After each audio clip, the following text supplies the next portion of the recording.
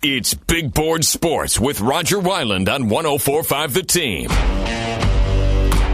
Reacting to the big story yesterday of the regional teams of interest, the New York Mets signing Yoenis Cespedes to a 4-year, $110 million contract. Mike Puma is the beat writer who covers the Mets with the New York Post, and he joins us here on Big Board Sports this morning. Hey, Mike, Roger Weiland, good morning. Hi, how you doing? Good, Mike. I appreciate a few minutes, and I guess they got their guy, right? At the end of the day, this is who the Mets had targeted in the offseason that they wanted to re-sign. And to me, Mike, I think it's a great move. How about you? Yeah, it's really a good fit. I think it's a win-win here. Cespedes, by all indications, really wanted to stay with the Mets. He liked his time here in New York, liked the organization. And the Mets did not want to go to a 5-year deal. They wanted to keep this at 4 years. They get him for 4 years, $110 million. So really a win-win.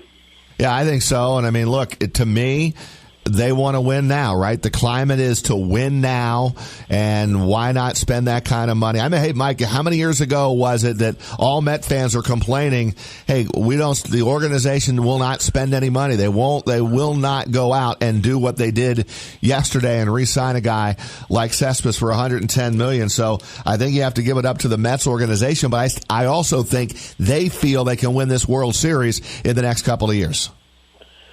Yeah, the window is certainly here with the young pitching, and honestly, if you don't bring back Cespedes, this lineup is missing something big. Now you put him back in the middle, and it's a lineup that gives you a shot with the pitching.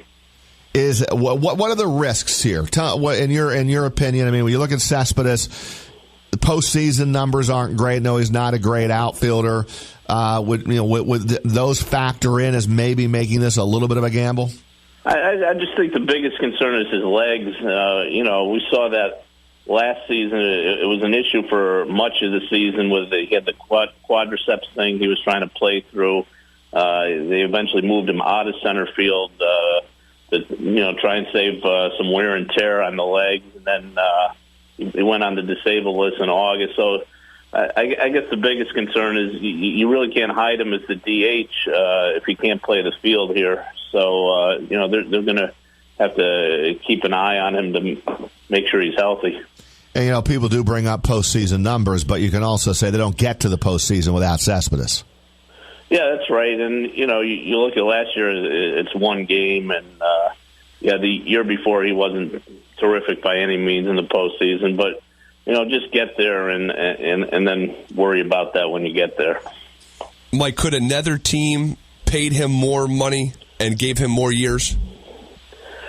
I think if he dragged it out, maybe. If he had a 5-year offer right now, I think he would have taken it.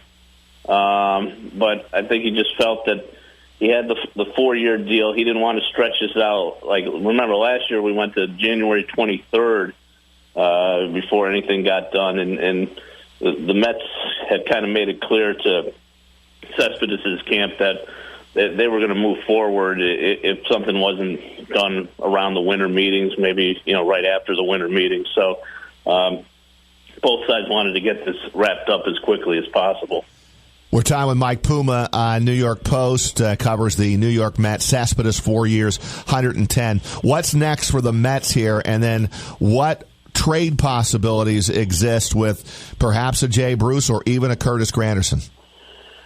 Yeah, I think that's the next order of business here is kind of settling the outfield situation. I think Bruce is the more likely of the two to be dealt, but they haven't ruled out trading Curtis Granderson.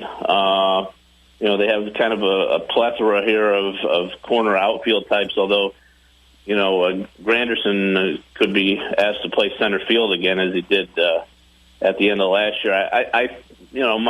My gut tells me that Bruce is the guy that'll probably be moved just because of the fact he's 5-6 years younger than Granderson, might have a little more value on the trade market right now. And then, the Mets have to decide, do they want to go the route of getting prospects for a Bruce or a Granderson, or do you try and replenish the bullpen a little bit.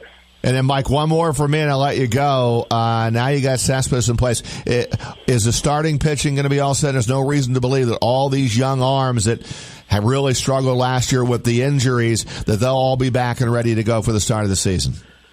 Yeah, you certainly can't count on having all 5 back. So, and that's really where the depth plays in with the guys who came on strong at the end of last season with Seth Lugo and Robert Gesellman.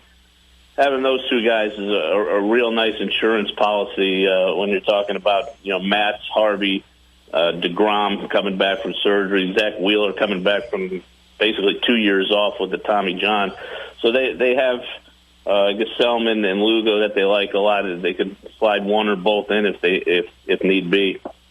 Mike Puma, New York Post, Mets beat writer. Thanks for a few minutes on the headline coming out of yesterday. Mets signing Yoenis Cespedes, 4 years, $110 million. Keep up the good work, Mike. Thanks for a few minutes.